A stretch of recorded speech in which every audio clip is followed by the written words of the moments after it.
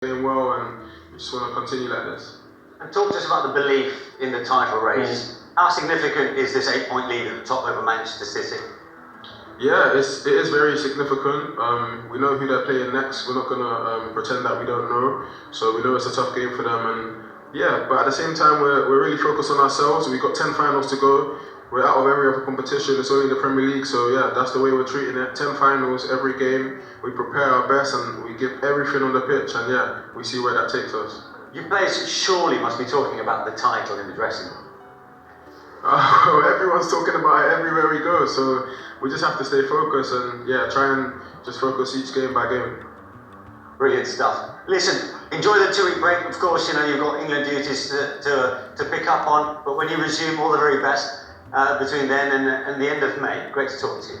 Thank you. Great to talk to you as well. Brilliant. Arsenal's wonderful youngster, Bukayo Saka, who, you know, it always stuns me really. He comes across very different to the type of player he is on the pitch. He's so humble. He looks so shy, you know, outside the pitch. They're so explosive and so mature on the pitch. So it's a different world when you see him on and off the pitch. But for me, I think we all agree, I'm a big fan of him. I'm a big fan of him. Yeah. How good has he been in the context of the other Premier League sides this year? Apart from a certain number 9 at Manchester City, would he be in the conversation for Player of the Year?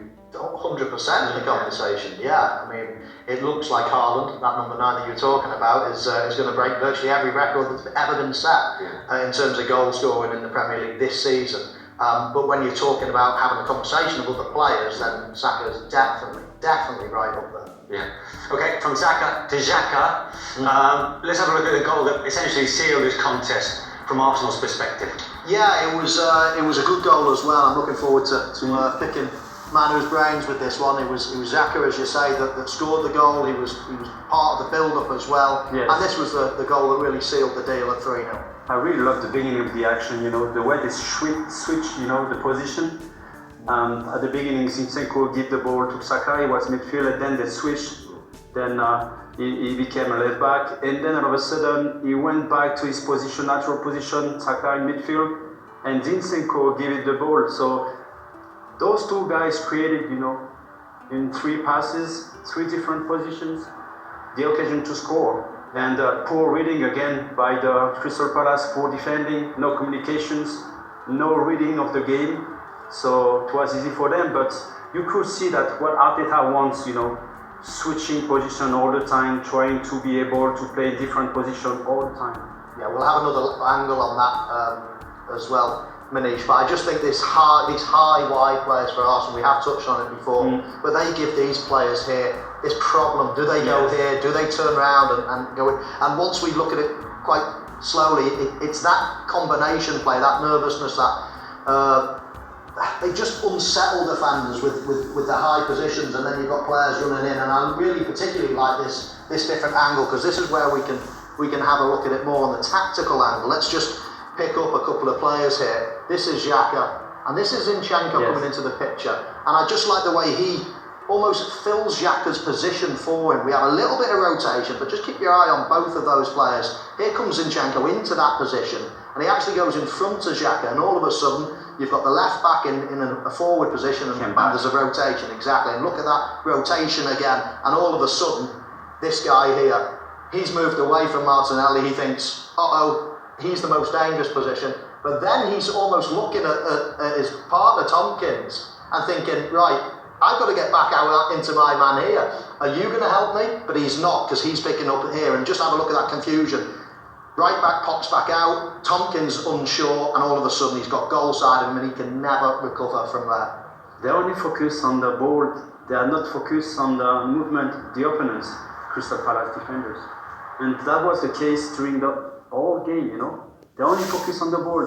When you look at the goal they conceded, they were more than players than Arsenal, but they were only focused on the ball, never focused on the movement of the opponent. Yeah, we have another look at that. Yeah, it's great. But let's point out as well, it's the Arsenal rotation that provokes that lack of focus, that misunderstanding. It gives people problems what to do. And when it's happening quickly, then it's very, very difficult to defend. So yes, we can pick holes in it, but Arsenal are contributing to the fact that they're confusing every defence that they play at the moment. It's fantastic testament, of course, to the process to which Mikel Arteta has often alluded to in his 3 years. Let's have a look at 4-1. We've already had a glimpse of it. Bukayo Saka's second. It's the first time finish, really, to a player that really has got every bone in his armour, right? I think so. I think I'm particularly interested and impressed with this finish because the ball actually comes quite quickly at him. Normally that's a softer pass to hit it first time. So as it comes across, I'm thinking he's going to take a touch.